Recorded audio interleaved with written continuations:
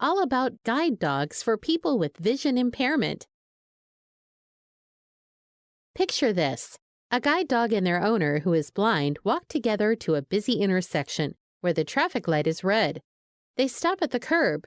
When the light turns green, they step off the curb and walk across the street. How did the person know it was safe to cross?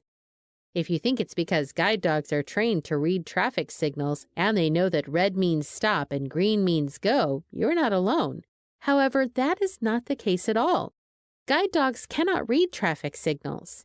It's the owner's responsibility to listen to the flow of traffic and give the dog a command to cross the street when it is safe.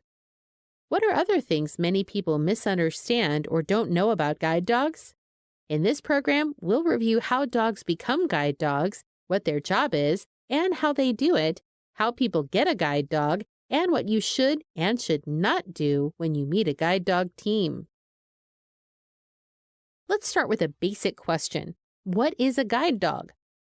Guide dogs are working animals that are specially trained to help people with vision impairment travel safely through their daily environment. Guide dogs are intelligent, well-behaved, and mannered.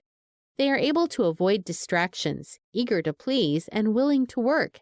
And they are great companions. What is a guide dog's job? A guide dog's main job is to guide their owner safely along a route or through an environment by avoiding hazards or obstacles, like construction fences, or people or furniture in the walking path. They are also trained to stop at curbs and stairs. Guide dogs are not like using GPS, and they do not show their owner where to go. The human and the dog work as a team. The owner directs the dog where to go using verbal commands and hand signals, and the dog follows the commands of their owner. The dogs understand basic commands like left, right, forward, and stop, and they are trained to make what are called suggestive turns, such as to find the nearest doorway or stairway. Some dogs become familiar with repeated routes and develop a limited ability to find regular locations in their owner's environment, such as the mailbox or the daily bus stop. A key part of a guide dog's training is to develop intelligent disobedience for cases where their owner is in danger. For example, if the person is about to step out in front of a moving vehicle or to walk into an open manhole, the dog is trained to back up or walk diagonally in front of them and stop. Owners know that this is a sign that the dog senses something dangerous in the path, and the person can get more information from those around them. How can you know a guide dog is at work? Guide dogs wear a harness when they are working. There are various harness manufacturers and styles, but most have a vest-like piece that buckles around the dog's middle and a handle or bar that raises up for the owner to take hold of when they are walking. Many owners also attach a traditional leash to the dog's collar to be able to keep hold of the dog when they are not walking and if they let go of the handle. While guide dogs work whenever their owner needs them, they are also given plenty of downtime to relax and play.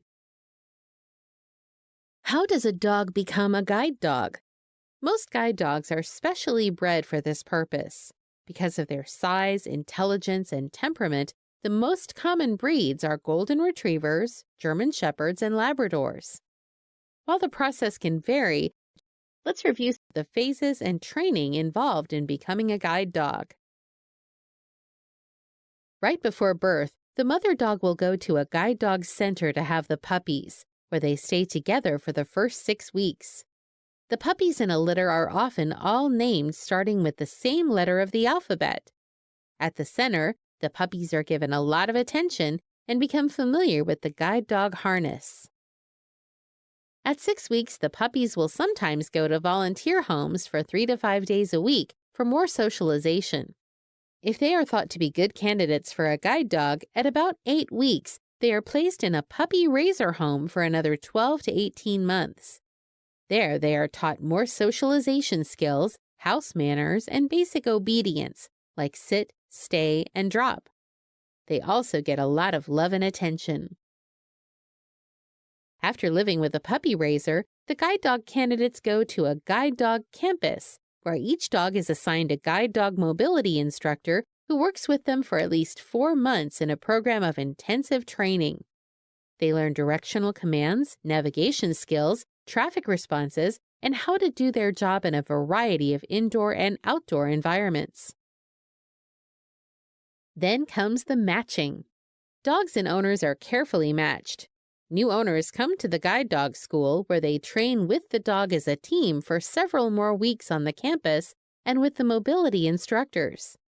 The owner and dog learn to work together and to practice in real-life settings and situations.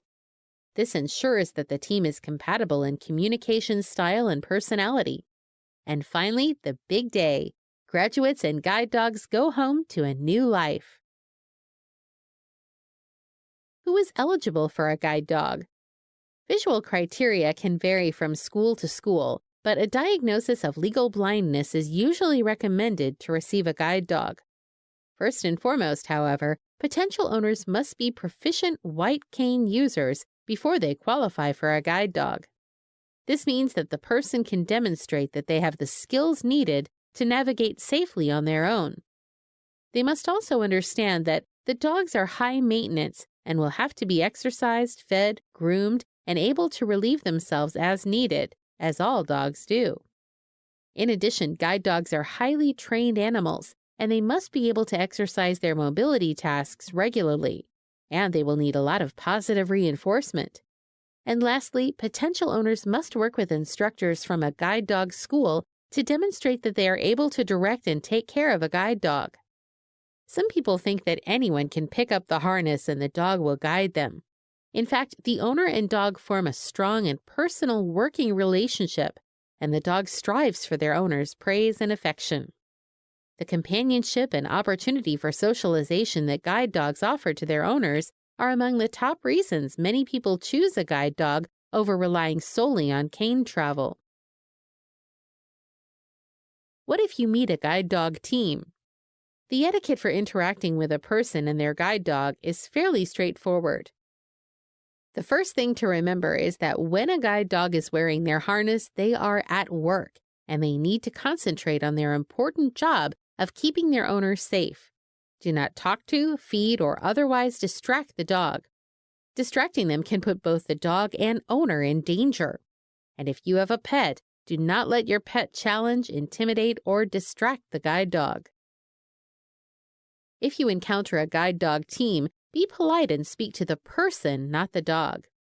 It is okay to ask the person if you can pet their dog. However, do not be offended if the answer is no.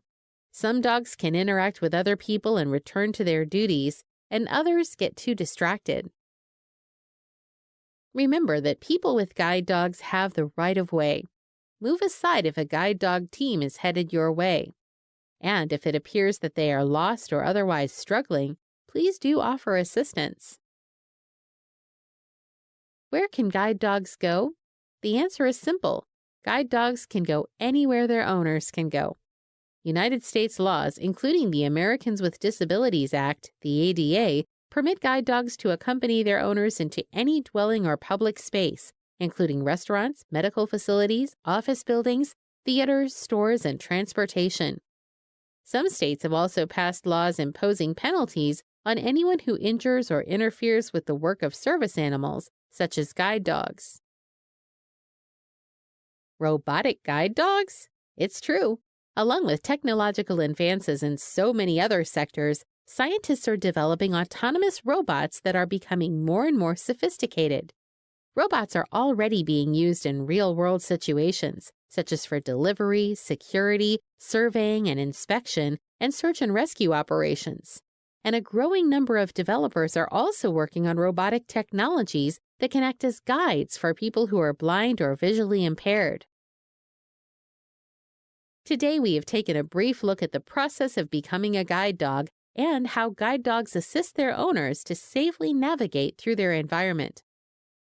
We hope that this information will be helpful the next time you encounter a guide dog team.